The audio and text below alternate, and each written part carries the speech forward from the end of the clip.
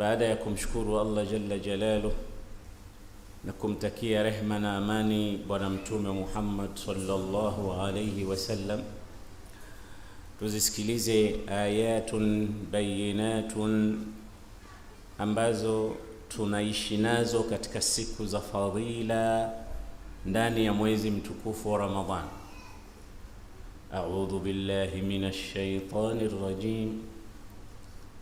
يا أيها الذين آمنوا كتب عليكم الصيام كما كتب على الذين من قبلكم لعلكم تتقون أياما معدودات فمن كان منكم مريضا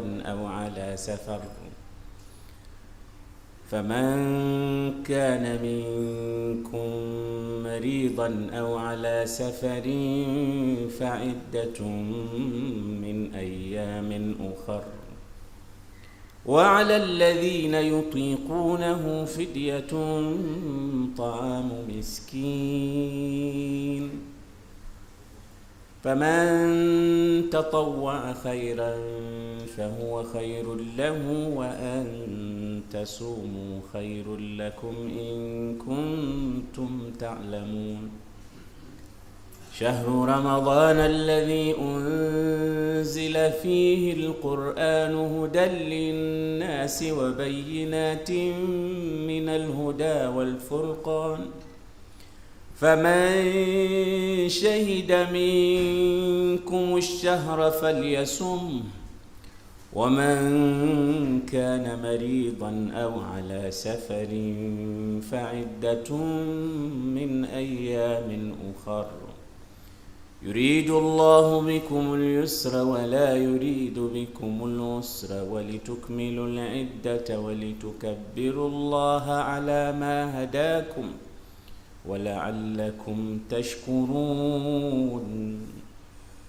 وإذا سألك عبادي عني فإني قريب أجيب دعوة الداع إذا دعان فليستجيبوا لي وليؤمنوا بي لعلهم يرشدون.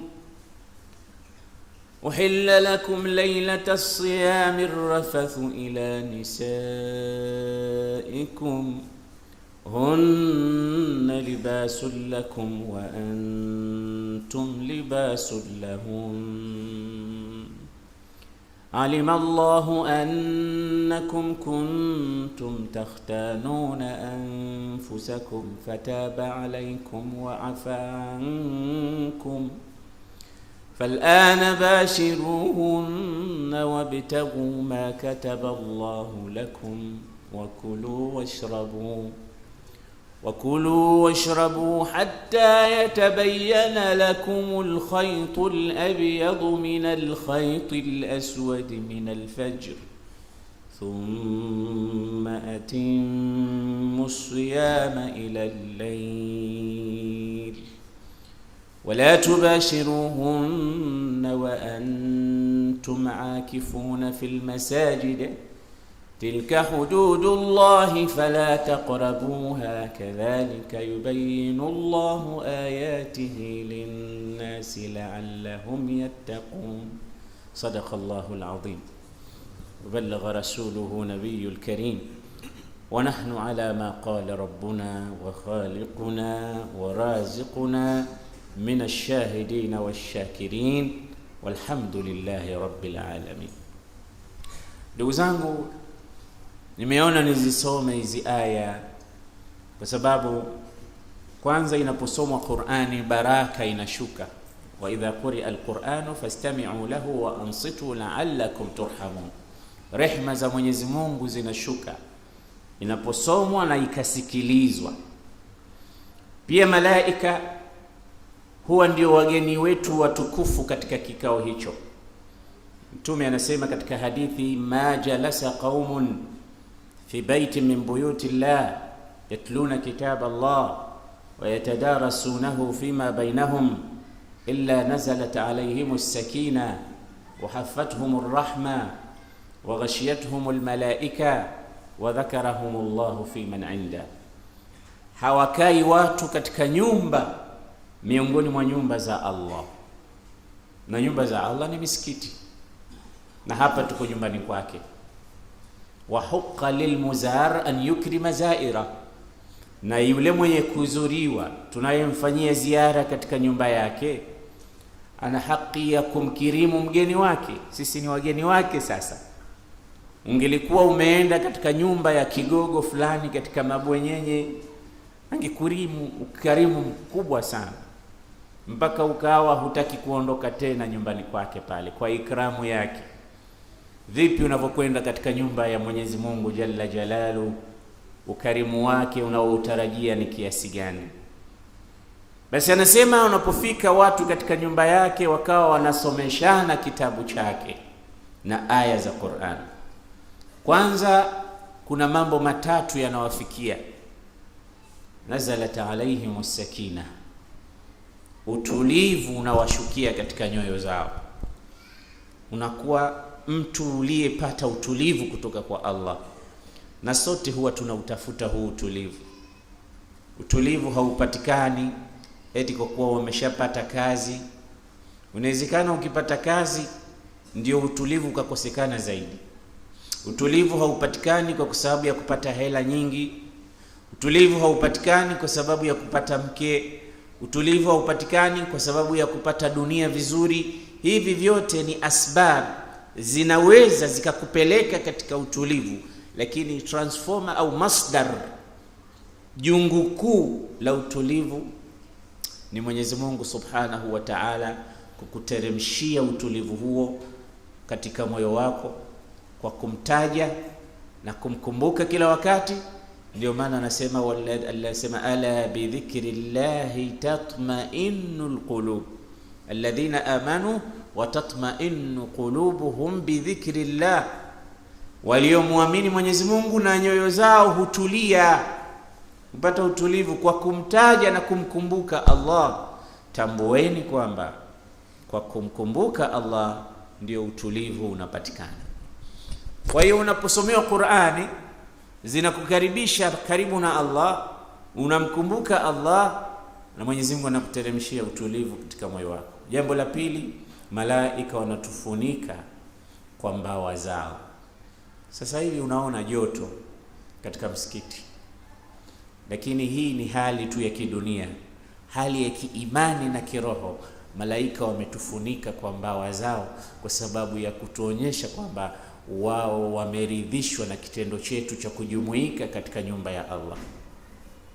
Kisha Mwenyezi Mungu anatuteremshia rehema zake. Rehema moja tu ya Mwenyezi Mungu hatuiwezi kuielezea ukubwa wake na utukufu wake. Sasa sio moja, zinashuka rehema zake kwa watu aina hiyo. Tumuombe Mwenyezi Mungu kama alivyotukusanya katika msikiti huu, atukusanye kesho peponi pamoja na Bwana Mtume Muhammad sallallahu alayhi wasallam. Watukufu wa Islam, hii ni nafasi kubwa tumeipata katika umri wetu, nafasi ya kuingiliwa na mwezi mtukufu wa Ramadhani tukiwa hai. Ni wangapi tulikuwa nao mwaka jana hawakufika katika Ramadhani hii, na hawakujua kwamba ile ingekuwa Ramadhani yao ya mwisho, na sisi huenda hii ikawa ya kwetu ya mwisho. Tumeitumiaje? Kila siku inapokuingilia katika maisha yako inakudokeza, ya ibna adam ana khalqun jadid wa ala amalika shahid faghtanim minni fa inni la a'udu ila yaumil qiyama. Ewe mwanadamu, mimi ni siku yako mpya na ni shahidi juu ya matendo yako yote unayoyatenda hapa ulimwenguni. Basi nifanyie kazi vizuri, kwa sababu nikitoweka sirudi tena mpaka siku ya Kiyama tutakaposimamishwa mbele ya Allah kwa ajili ya hesabu. Wa peponi waende peponi, Allahumma ja'alna minhum, na wa motoni waende motoni, Allahumma la taj'alna minhum. Patiliza vizuri wakati wako. Ndio maana Imam al-Hakim anasimulia hadithi kutoka kwa Mtume sallallahu alayhi wasallam. Mtume aliwahi kusema, Igtanim khamsan qabla khamsin, fanya haraka ya kupatiliza kuyatumia vizuri mambo matano kabla hayaja kufika mengine matano. Hayataka qabla mautik, utumie vizuri uhai wako, maisha yako, kabla kifo hakija kunyemelea kikachukua uhai wako. Na hakuna salamu, kifo kikija kinakuja tu ghafla. Tunasikia tu maredioni, tunaona kwenye WhatsApp, tunaona kwenye message, fulani ameshaondoka duniani. Hakuaga, kinakuja kwa ghafla. Kwa hiyo sasa hivi una uhai, sote hapa siku yetu ya kufa inajulikana na imesharekodiwa na Allah, lakini sisi hatuijui. Hakuna anayejua, hiyo ni siri, na hii ni rehma ya Mwenyezi Mungu kwetu. Lau Mwenyezi Mungu angekuwa anatujulisha sisi siku yetu ya kufa, ingekuwa matatizo makubwa, tungekufa kabla haijafika hiyo siku. Kuna mtu anapata tu maradhi, anakuwa na wasiwasi, yale maradhi yenyewe inakuwa sio maradhi, ule wasiwasi wake ndio unakuwa maradhi makubwa kuliko yale maradhi yaliokuwa nayo. Lakini Mwenyezi Mungu ameficha ukurasa huu wa ghaibu. Hakuna anayejua siku yake ya kufa, inatokea tu Mwenyezi Mungu mwenyewe peke yake. Hata malaika hawajui. Inasemekana al-Imamu Malik ibn Anas, imamu dari al-Hijra, aliwahi kuota ndoto ikamtia wasiwasi sana. Ndoto alimuota malakul maut Israel katika ndoto yake. Akamuona usingizini malakul maut, wakakutana sehemu. Akasema Imamu Malik, huyu ndo mtoaji roho wa sisi, huyu ndo malaika anayetutoa roho sisi viumbe. Nimepata fursa ya kumuuliza swali muhimu sana. Ndani ya ndoto unajua anaweza akatumika mambo mengi. Akamwambia, naomba nikuulize swali ewe malaika wa mauti. Mimi Malik ibn Anas, kam baqiya min umri, nimebakisha siku ngapi kuondoka duniani uje uchukue roho yangu? Maana wewe ndio mwenyewe, shughuli hii ni yako. Tunasikia tu Israeli, lakini leo nimekuona kwa macho yangu. Ni golden chance ya mimi kujua nimebakisha muda gani, kama ni kusali sana, ni kufanya ibada kwa wingi, ni kujikurubisha zaidi kwa Allah siku zangu za mwisho, ili nipate kuwa na husnul khatima, mwisho mwema. Niambie nimebakisha siku ngapi? Malakul mauti akamuonyesha kiganja chake cha mkono, vidole vitano. Hajamwambia maana yake. Akazindukana kwenye ndoto yake imamu, akawa na wasiwasi mkubwa. Hizi vidole vitano maana yake ni nini? Je, alikusudia malaika wa mauti imebakisha miaka mitano? Pengine sio miaka mitano, labda amekusudia imebakia miezi mitano. Na pengine pia sio miezi, labda imebakia siku 5. Labda pia sio siku, labda zimebakia dakika 5 mimi kuondoka duniani. Amepatwa na wasiwasi. Akaenda zake kwa bwana mkubwa mmoja akiitwa Muhammad ibn Sirin. Huyu ni mmoja katika kibaru tabi'in aliyekuwa Mwenyezi Mungu amempa zawadi ya kutafsiri ndoto. Kija tu na tafsiri yako, na Mwenyezi Mungu hawa watu wamewapa vipaji, ni ilmu maalum kama alivyokuwa nayo mtume wetu Nabii Yusuf alayhi wa ala nabiyina salatu wassalam. Hapo kwa hapo unamwambia yeye anakupa ndoto. Na katika ummati Muhammad walikuwepo, miongoni mwa hao ni akina Muhammad ibn Sirin na wengineo. Yupo bwana mmoja aliota siku moja anaadhini, Allahu akbar, Allahu akbar. Akaenda akazindukana, kaenda kwa mtu mwenye kukagua ndoto yake, akamwambia nimeota naadhini, nini ishara yake? Akamwambia ishara yake, mwaka huu utabahatika kwenda haji. utahiji wewe. Kwa nini umetafsiri muadhini wangu ni safari ya hija? Akaambia Allah anasema waadhin fi nnasi bilhajji yatuka rijala wa ala kulli dhamirin yatina min kulli fajjin amin. Ishara ya adhana hapo kwamba utaitikia mwito, utakwenda hija. Angalia namna walivyokuwa mahodari katika kutafsiri ndoto kwa kuzitumia aya za Qur'an, na ni ujuzi maalum. Lakini pia inategemea, wanasema ndoto inategemea mtu na mtu. Usije na wewe ukaota unaadhini pia ukasema na mimi nitaenda Maka. Inategemea pia mtu na mtu. Maana pale pale alitokea mtu mwingine naye akasema na mimi pia nimeota nimeadhini. Akamwambia wewe ni mwizi. Ndoto ile ile. Akamwambia mbona umemwambia huyu anaenda Maka kuhiji, mimi unaniambia mwizi? Akamwambia Mwenyezi Mungu anasema thumma adhana muadhinun ayyatuha al-ir innakum lasariqun. Wewe ni mwizi. Na kweli watu kumbe walikuwa wanamjua na wanatahadhari pale, sema maadamu yupo fulani hapa simu zetu zitapotea. Hapa alikuwa pia pale katika kikao, amekuja kwa ajili ya ghafla ya watu ili awe. Na yule akaenda Maka kahiji. Isomeni suratu Yusuf muone uhodari namna ya kutafsiri ndoto. Waqala almaliku inni ara 7 baqaratin siman yaakuluhunna 7 ijaf 7 sumbulatin khudr wa ukhra yabisat ya ayyuha almalau aftuni fi ru'yai in kuntum lirru'ya ta'burun. Niambieni hizi ng'ombe 7 na vishuke 7 maana yake ni nini nimeota? Wale wakuu wake kumwambiaje? Adghathu ahlamin wa ma nahnu bitawili alahlami bialimin. Hizo ni ndoto za mchana tu za upuzi, hazina maana yoyote. Yusuf akapelekewa habari. Alipoambiwa tu qala tazra'una 7 sinina da'aban fama hasadtum fadharuhu fi sumbulihi illa qalilan mimma ta'kulun.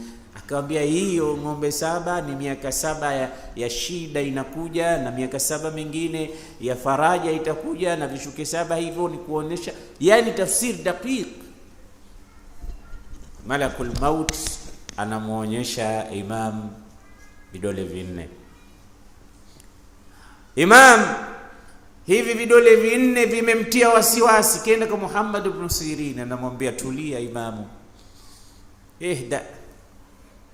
Malakul maut hakuwa na nia kukuambia eti ni vidole 5 vile ni miaka 5, wala hakutaka kukuambia eti ni miezi 5, wala sio siku 5, wala sio dakika 5.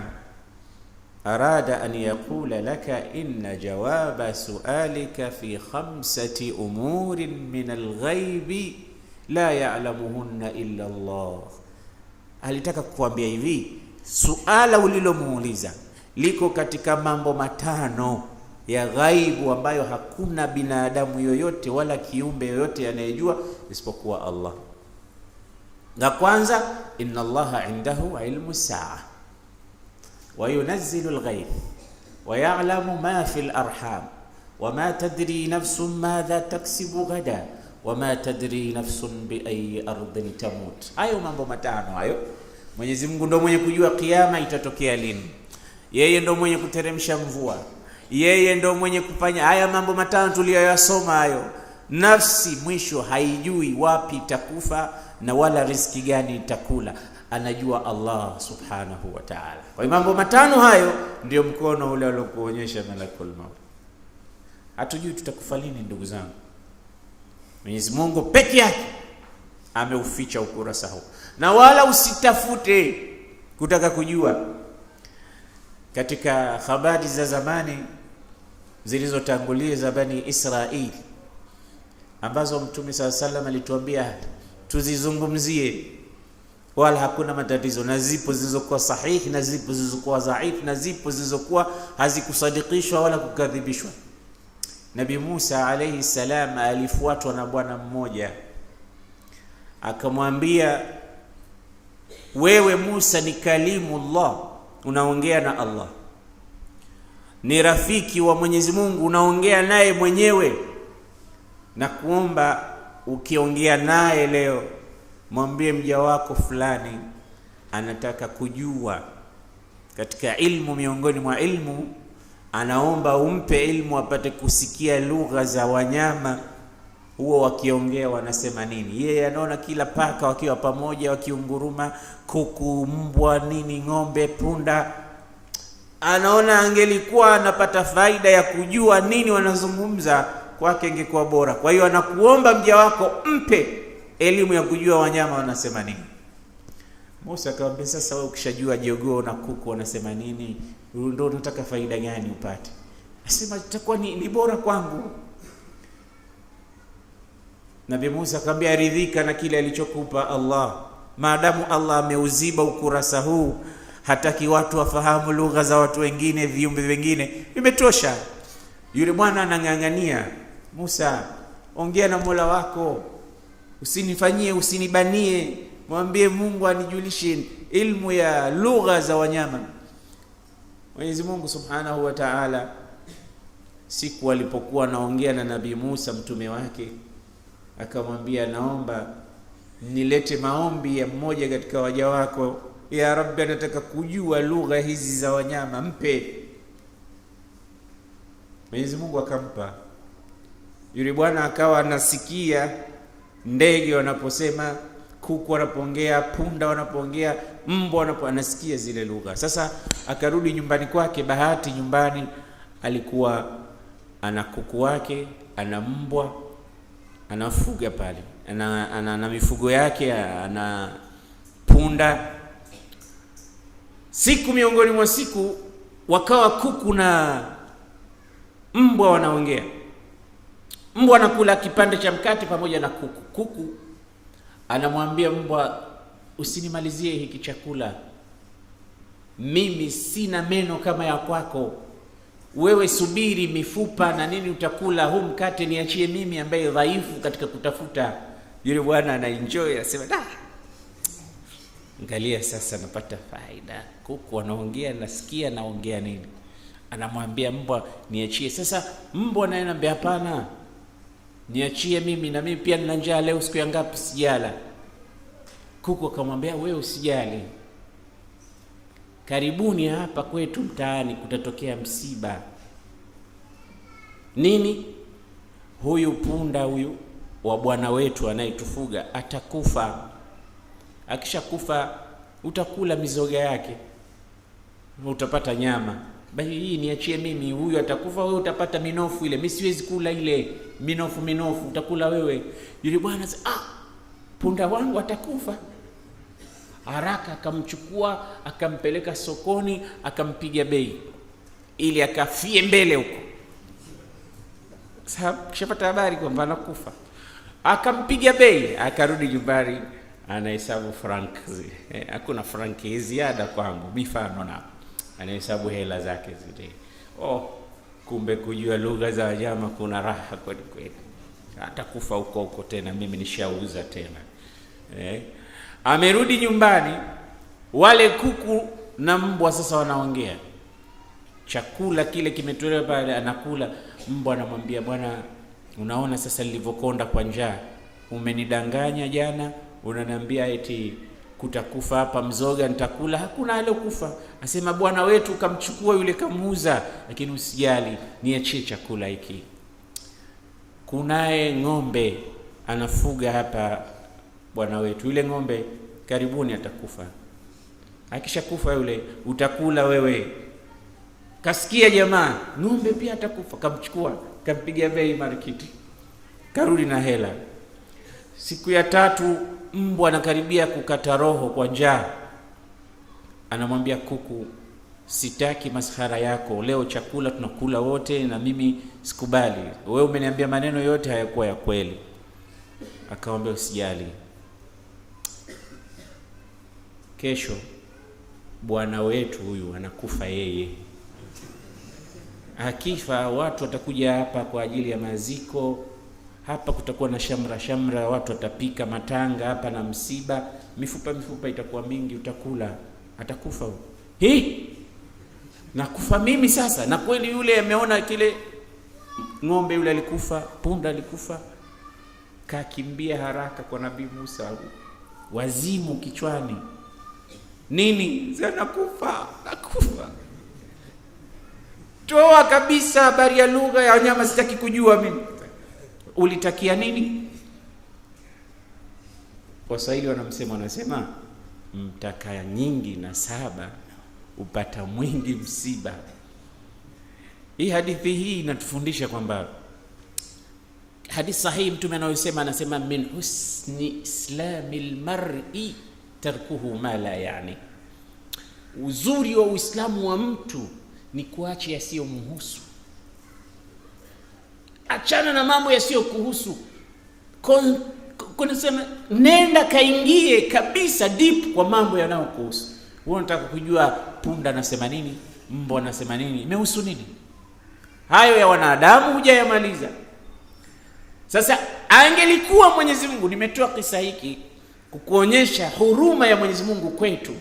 Ingekuwa tunapita huko kuku wanasema, tunasikia huyu baba yao huyu wiki moja tu amebakisha atakufa, huyu ataachana na mkewe, huyu mtoto wake. Tungeishi vipi sisi katika hii dunia? Tungekuwa tunasikia kila habari. Lakini ukurasa huu Allah ameuficha kwa kutuhurumia, mambo yapate kwenda. Ndio mmoja anasema katika ulama, inna Allah ta'ala akhfa safhata al-maqadir litantadhima masalikul haya. Mwenyezi Mungu ameuficha ukurasa wa ghaib, hatujui kesho yetu, ili maisha yapate kuwa na nidhamu. Maisha yasingekuwa na nidhamu kwetu kama tungejua itatokea nini, baada ya hapa kutakuja nini. Hakuna anayejua ghaibu isipokuwa Allah jalla jalala. Kwa hiyo Mwenyezi Mungu anatuletea siku hizi za Ramadhani kwa ajili ya kutupelekea katika lengo moja tu, la'allakum tattaqun, ili muupate ucha Mungu. Hii ndiyo funguo ya kwenda peponi. Ndugu zangu, Mtume aliulizwa, ma aktharu shay'in yudkhilu an-nasa al-janna, ni mambo gani yatakaowapeleka watu peponi kwa wingi? Mtume akasema mambo mawili tu yatawapeleka watu peponi kwa wingi. Nini? Taqwallahi wa husnul khuluq, kuwa mcha Mungu na kuwa na tabia njema, kuwa na tabia nzuri. Muislamu, fahamu kwamba kama unaswali, unafunga, umeenda Maka, unahiji, iwe mara 10 inshallah umehiji, unatoa zaka, lakini tabia zako ni mbaya, bado hujawa Muislamu wa kweli. Kwa sababu Mtume anasema akmalul mu'minina imanan ahsanuhum khuluqa, uwe na ucha Mungu na tabia. Na ukiwa na ucha Mungu, automatic tabia yako itakuwa nzuri, kwa sababu hutomkera mtu. Almuslim man salima almuslimuna min lisanihi wa yadihi, Muislamu mzuri ni yule ambaye Waislamu wenzake wanasalimika na shari za ulimi wake pamoja na mkono wake. Ndio tabia nzuri.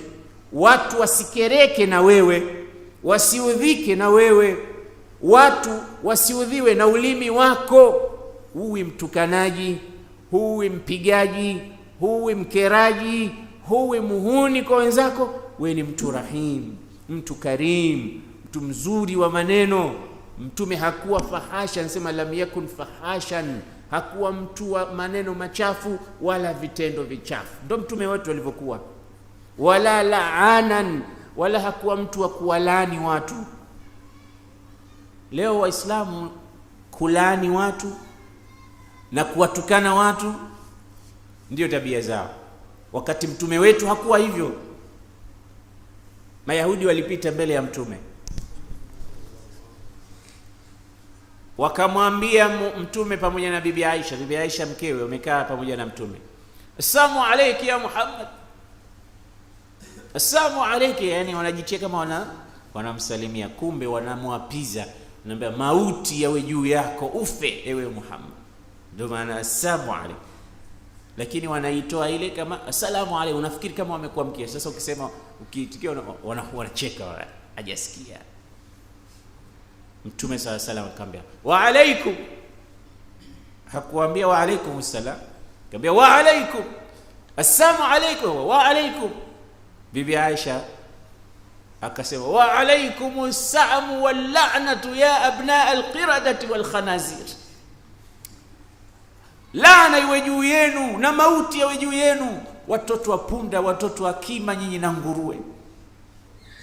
Mtume akamwambia Aisha, vipi? Asema hujawasikia kwani wanasema nini? Hawakusema salamu, wanasema assalamu alaykum. Mtume anamwambia Aisha, mimi nimeshawajibu, nimewaambia wa alaikum, sikuongeza chochote zaidi ya hilo, kwa na nyinyi pia juu yenu huo huo mlosema. Sasa wewe umeongeza, mtu amekupa kilo, umempa kilo 3. Angalia Mtume SAW hataki hata uongeze zaidi ya kile mtu alichokufanyia. Ndio utaratibu. Faman i'tada alaykum fa'tadu alayhi bimithli ma i'tada alaykum.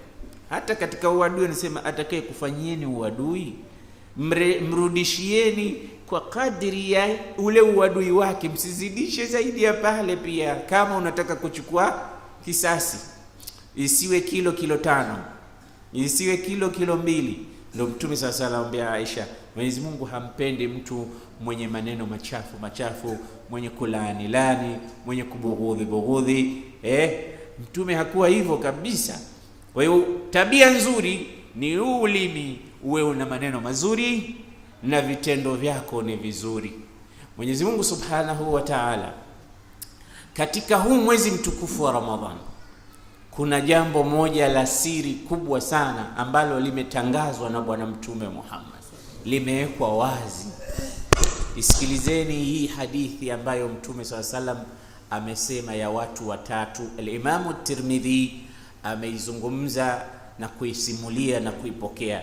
Anasema thalathatun, kuna watu watatu, la turaddu da'watuhum, dua zao wanazozitoa hazirudi, yani zinakubaliwa moja kwa moja. Wasikilizi watu watatu hao, alafu chukua hatua, ima uwe wewe mwenyewe au uende kwa mmoja katika hawa watu watatu ukamwambie niombee dua kwa Allah, kwa sababu miongoni mwa dua zisizorudishwa wewe nimeona una sifa miongoni mwa sifa hizo. Nataka dua. Sote hapa tuna matatizo yetu mbalimbali, tuna balaa nyingi zimetukabili, tunaomba angalau tupate takhfifu ya mambo tuliokuwa nayo. Kumbe kuna watu watatu ambao dua zao wao wakinyanyua mikono wakaomba hazirudi. Dua ya mwanzo, imamun adil, kiongozi muadilifu.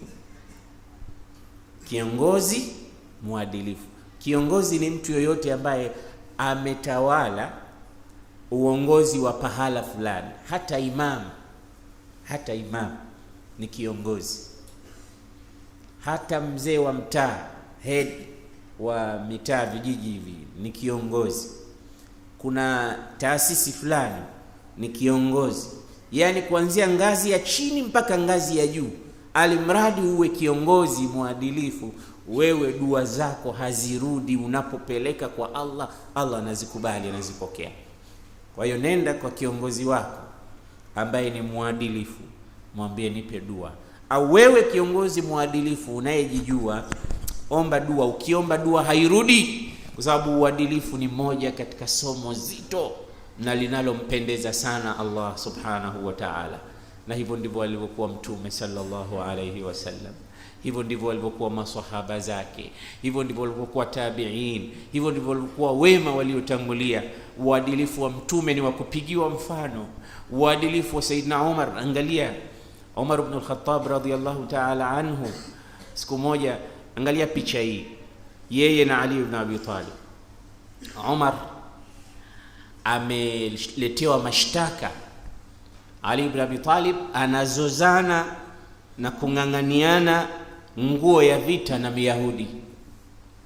Myahudi sio Muislamu, Ali ni Muislamu. Wakasema twende kwa kadhi atuhukumu. Ali anasema hii nguo yangu. Myahudi anasema hii nguo yangu mimi. Na ndugu zangu, tunavyomjua Ali ibn Abi Talib, sote tunajua Ali hawezi kusema uongo, kwamba anang'ang'ania kitu ambacho sio chake. Akawaambia Myahudi, twende kwa bosi wenu Umar tukashtaki kwamba hii nguo ni yangu, unasema yako. Sasa nguo iko kwangu, nguo ninayo mimi, utasemaje yako? Umar akaja akashtakiwa hii kesi. Akamuuliza Myahudi, hii nguo ilikuwa kwa nani? Sema iko kwangu. Ali ibn Abi Talib, unasemaje kuhusu hii nguo? Anasema hii nguo ya kwangu. Shahidi yako nani kama hii nguo yako? Kwa sababu iko kwa Myahudi. Anasema shahidi yangu mwanangu. Anasema mtoto hawezi kuwa shahidi kwa baba yake. Mtoto hawi shahidi kwa baba yake, lete shahidi mwingine. Hii hapa, mtoto huyu hapa anaweza akasema tu kuhusu babake, tumepanga huko nyumbani, lete shahidi mwingine. Anasema sina. Anasema basi nguo itakuwa ya Myahudi huyu. Ali ibn Abi Talib akaonekana hana furaha. Akamuuliza, nini kilichokufanya usiwe na furaha? Umar anamuuliza Ali. Anamuuliza, ma adalta fima bainana, hukufanya uadilifu kati yangu na kati ya Myahudi yule. Asema sikufanya uadilifu vipi? Kipi kilichokwenda kombo? Akamwambia, ulipotuita,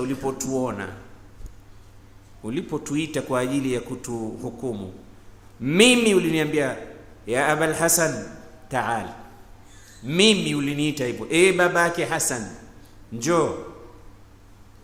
Alafu Myahudi ukamuita tu, na wewe njoo. Hukumuita babake fulani, na wewe Myahudi njoo. Huo si uadilifu katika Uislamu. Sote ungetuweka sawa. Mimi umeniita babake fulani, na huyu ungemtafutia kitu kikawa sawa sawa na mimi. Hilo ndilo ninaloona kwamba hukufanya uadilifu. Lakini hukumu uliyoitoa katika nguo ni sahihi kabisa, lakini ulivyotuita hukufanya uadilifu. Huyu pia ungemuita babake fulani. Angalia masahaba walipokuwa wanaona mpaka namna ya kumuita mtu uwe na uadilifu. Adala Umar ibn al-Khattab, Umar ibn Abdul Aziz, wote ni wakupigiwa mfano. Watu aina hii ambao wanamuogopa Allah, wakinyanyua mikono dua zao hazirudi. Imamun adil. Dua ya pili, da'watul madhlum, dua ya mtu aliyedhulumiwa.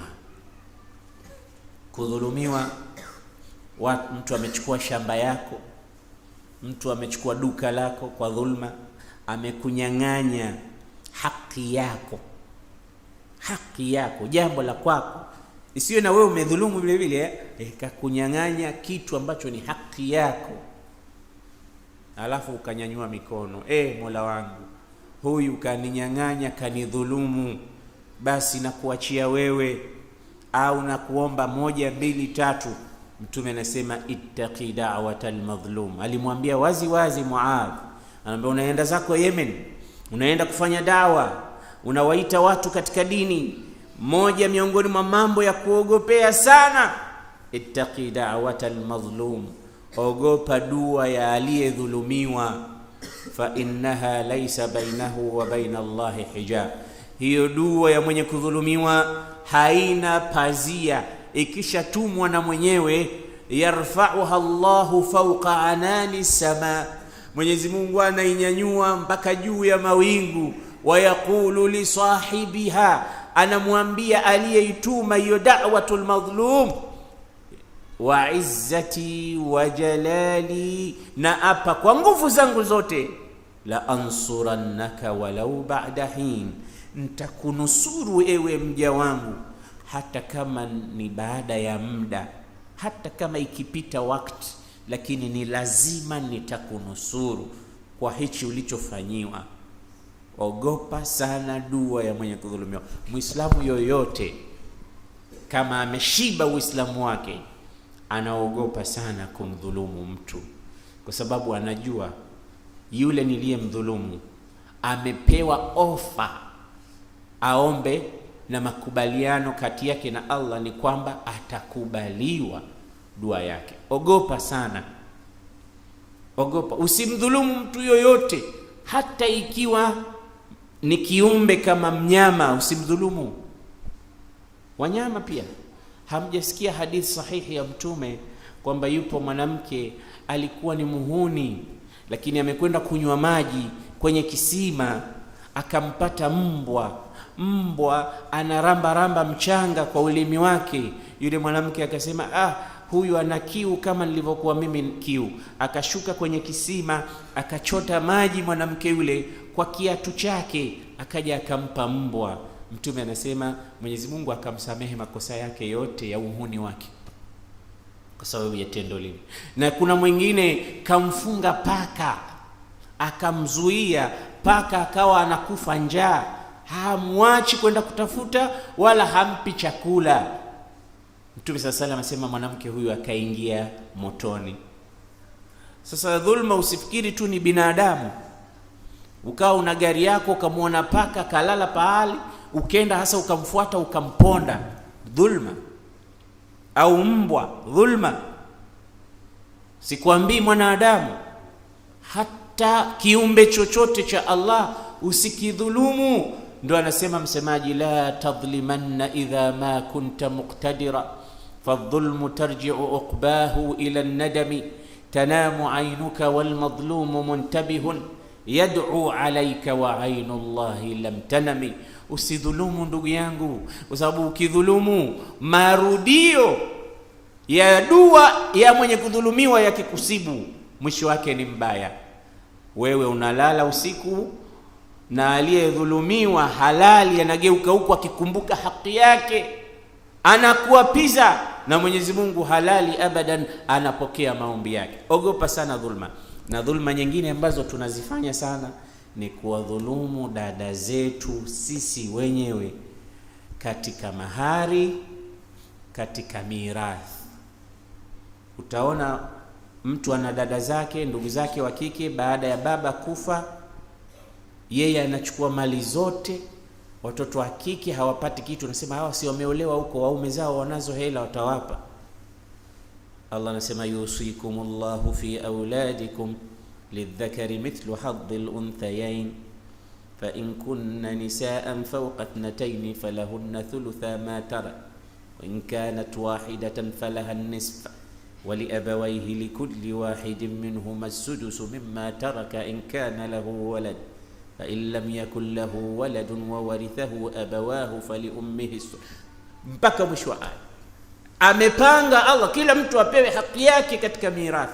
Wewe kwa sababu ni mwanamme, mashamba yote unachukua wewe, maduka yote unachukua wewe, hela zote unachukua wewe, unaenda nazo, unapotea, unawadhulumu ndugu zako, unamdhulumu. Na wengine sio ndugu zao, wengine ni mwanamke yule ameolewa pale, mumewe anakufa, anakuja yeye kwa sababu yule ni shemegi yake, kaka yake ndo alomuoa yule, na kaka amekufa, mali zote anachukua yeye. Yule mke anamkick out, anamwambia wewe umekuja kutoka kwenu huna chochote, hii mali ya kaka yangu. Anachukua yeye mali zote, na yule mke anaondoka na vitoto havina mbele wala nyuma, mali ya baba yao anachukua mtu mwingine. Dhulma. Mtume anasema ittaqu dhulm fa innahu dhulumat yawm alqiyama. Kiza kimoja cha kudhulumu ni viza vingi siku ya kiyama. Huoni kitu kwa kiza siku hiyo. Au ukenda ukanyakua ardhi ya mtu. Mtume anasema mwenye kunyakua kadri ya shiburi moja tu ya ardhi atabebeshwa nayo siku ya kiyama. Na ardhi hii mpaka chini huko ziko 7, zote zitakuwa juu ya shingo yako. Kipande tu cha shibri moja kwa kuchukua kwa dhulma. Kweli Waislamu wanapaswa kuogopa sana dhulma. Dhulma ni kitu kibaya. Na usione kuna baadhi ya watu humu ulimwenguni wanapata shida, pengine ni dhulma tu walizodhulumu watu wengine. Mara nyingine napata wazimu, anaokota makopo, siku nyingine ni maradhi, lakini siku nyingine kuna sababu. Kuna sababu nyuma yake. Umedhulumu, umefanya nini? Angalia historia yako. Usidhulumu mtu. Chukua haki yako. Haki ya mtu mbaya usichukue. Labda akupe mwenyewe kwa mapenzi. Muadh anaambiwa na Mtume, ogopa sana da'watul madhlum, haina pazia. Sasa aliyedhulumiwa naye Mwenyezi Mungu amempa nafasi ya dua kukubaliwa. Huyo ni mtu wa pili. Mtu wa tatu, wa da'watu swaimi hatta yuftir, na dua ya aliyefunga. Hapa sasa sote tumeingia, inshallah sote tumeingia hapa.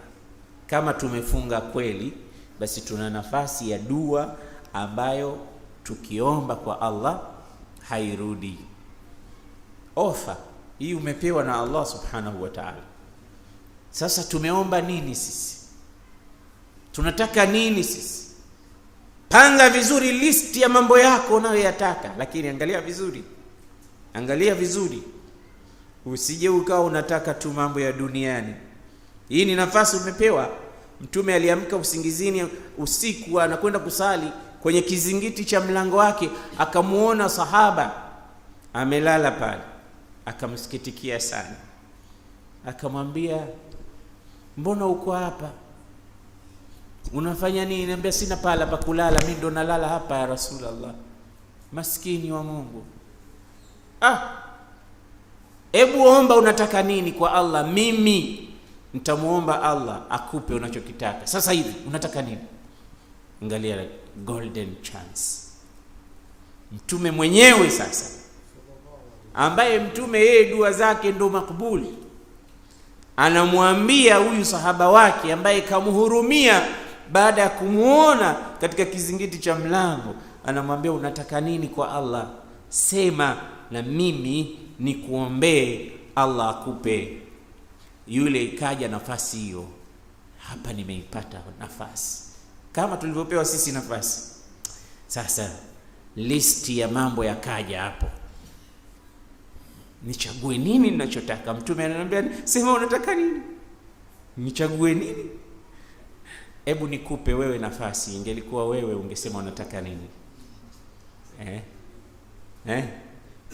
BMW, Range Rover, Allah bihe.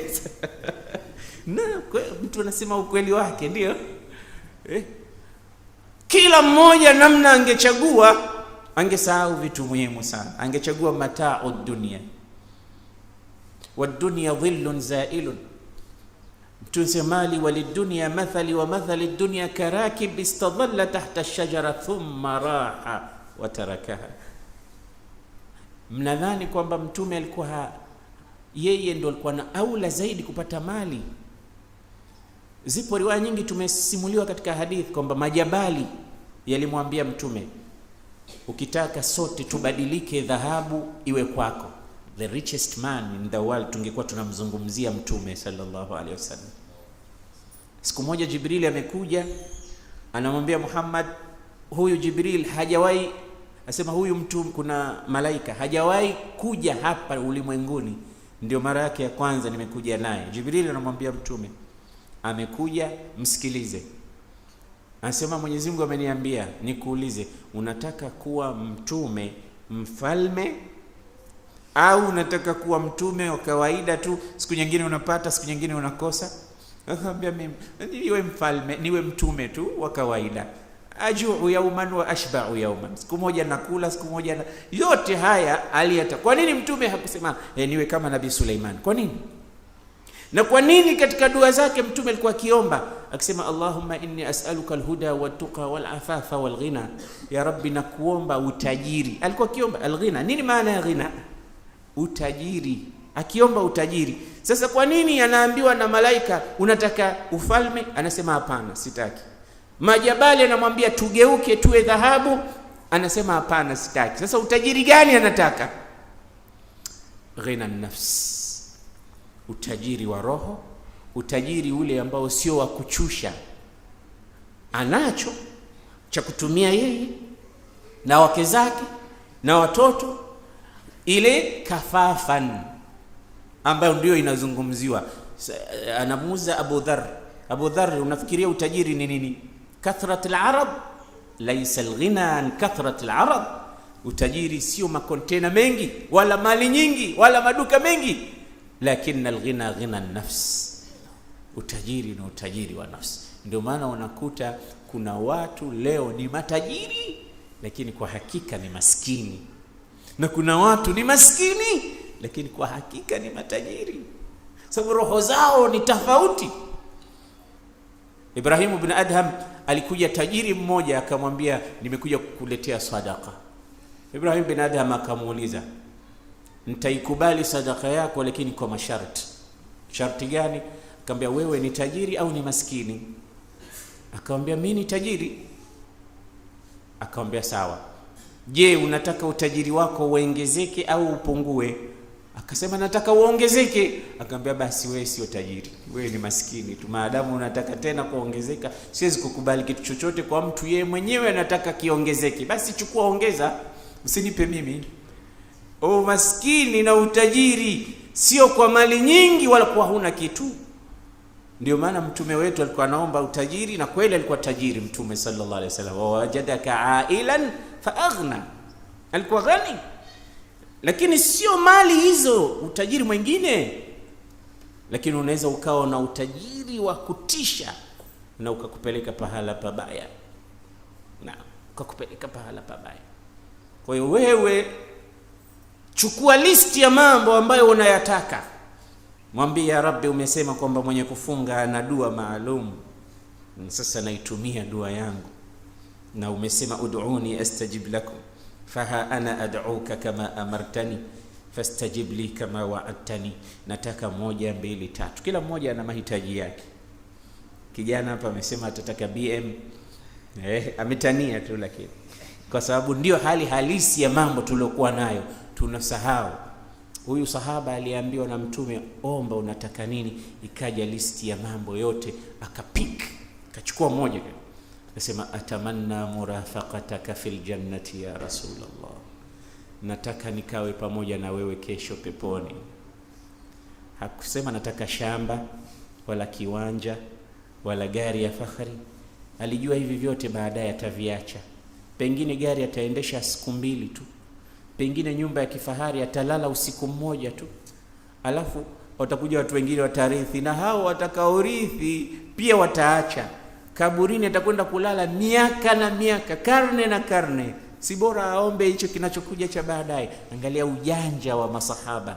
Hii ndio tofauti yao na sisi. Atamanna murafaqataka fil janna, nataka niwe na wewe peponi ya Rasulullah. Huyu sahaba alikuwa akiitwa Rabi'a ibn Ka'b al-Aslami. Mtume akamwambia, awa ghaira dhalika ya Rabi'a, umeomba jambo kubwa sana, hakuna lingine lisilokuwa hilo?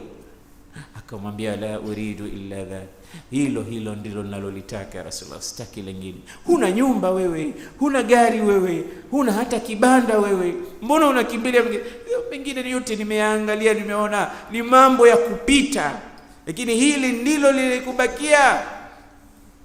Walal akhiratu khairul laka min al-ula, walal akhiratu khairu, ni bora, wal akhiratu khairun wa abqa, ndio inabakia huko. Mtume akamwambia, basi fa'inni ala nafsika bikathrati sujud, na wewe nisaidie katika hilo kwa kusali na kuomba sana. Lakini kachagua jambo muhimu. Sasa wewe unaomba nini wakati huo? Kitu gani unaomba? Muombe Allah jambo la maana, jambo lenye manufaa litakalokufaa. Mambo ya dunia, mambo ya akhera, uchaguzi ni wako, lakini angalia vizuri, usipoteze nafasi hii. Opportunity never come twice, wanasema wazungu, golden chance. Hii ni fursa dhahabia, ni fursa ya dhahabu. Itumie vizuri wakati wako.